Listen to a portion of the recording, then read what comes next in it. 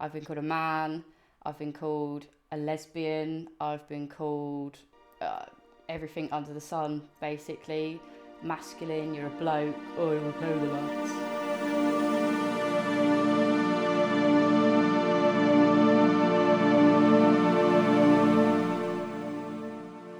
Football, a sport loved by our country. We watch it, we play it, we read about it. But what we don't always hear about is the darker side of the beautiful game. We know football isn't without its problems, with its claims of corruption in its governing bodies, or the flamboyant and scandalous antics of its highest profile players. But the darker side of the game we're here to investigate is an area of football we seldom hear about: women's football. We spoke to Donna Cox, a nurse from Brighton, about what it's like to be in women's football and her experiences within the game. I'm Donna Cox from Hayward Heath and I play for Wivelsfield Ladies FC. With Wivelsfield, we were Burgess Hill. Unfortunately, they decided they didn't want a women's team anymore, so we got chucked off their pitch and turned into Wivelsfield about 3 years ago. I've been playing football since I was about 5, on and off for teams, women's teams. Sort of started at age 7, so I was playing older than I was because my sister played for the team's higher age group, so they let me in earlier, which was quite nice.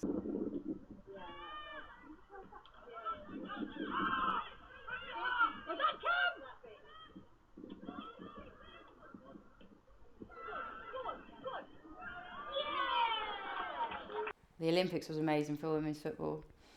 So we were watching the games on the TV. Obviously you had to get your tickets and everyone was going for everything, even if they didn't want to see the women's football. Like, I could have bought tickets to women's football because no one wanted to go. But they played Brazil at Wembley. It's the first time the women have ever played at Wembley. They don't play in good stadiums at all. Like, they play in League 1, League 2 stadiums normally, England ladies.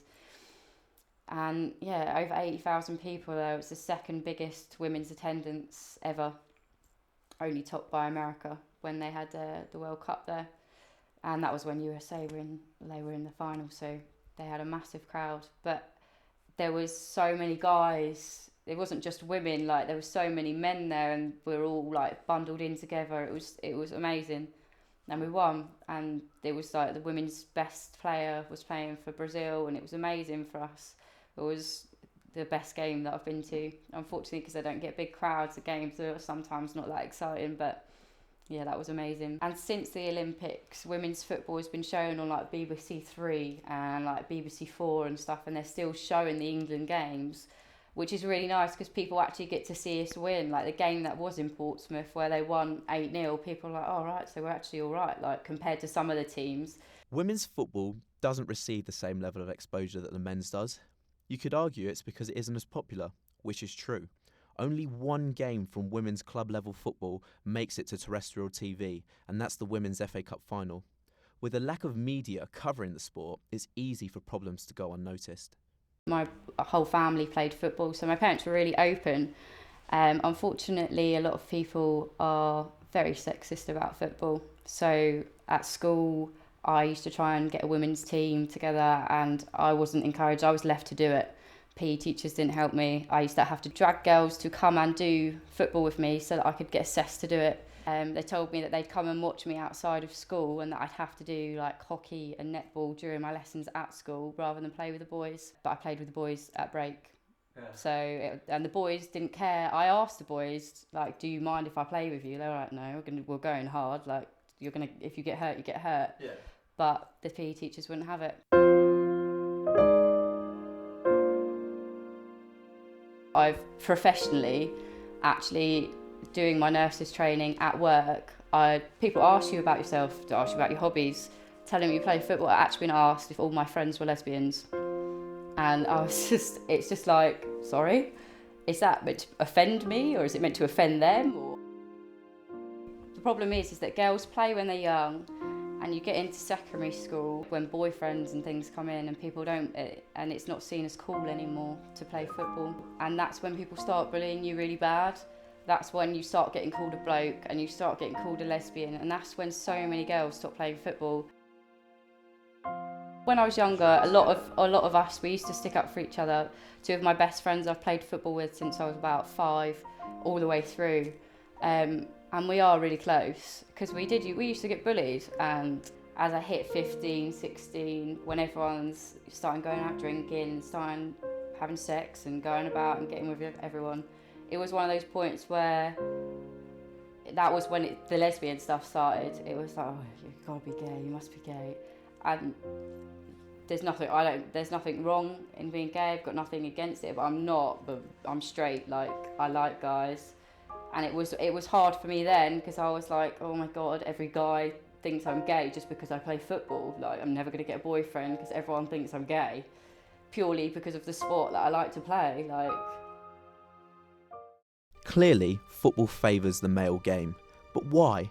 Taking a look into the history of the women's game provides some interesting historical context and perspective. In 1921, the FA banned women from playing on Football League grounds. They were quoted saying, "The game of football is quite unsuitable for females and ought not to be encouraged."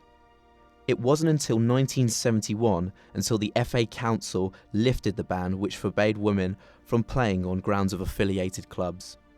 In 2002, the FA announced that football had become the top participation sport for girls and women in England, 3 years ahead of schedule. when I was about 18, at one point I was just like, I can't be doing with it anymore. Like, it's so far to go for the games. It's so much money in petrol.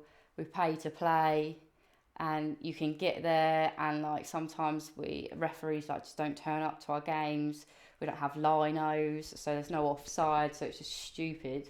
I couldn't go to my mates, or do you want to go down and do a five-a-side, because there's not enough women that will do it, unfortunately.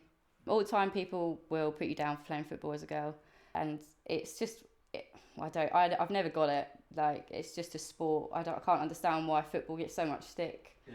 It's the biggest game in the UK. Why can't women like it as well and play it? I don't understand. And you get past a certain age and blokes find it more attractive that you're into sport than anything else. Like, I met my now fiance from him watching me play football with his sister. So people will always try and push you out, stuff like that. It's like, well, what do you want me to do? Do ballet? Like, how backward are you? Not everyone is into stuff like that. But it was, and it's, I'm not going to say I'm the most feminine person in the world, because I'm not naturally, it's just the way I am, but it doesn't make me gay, it doesn't make me a man.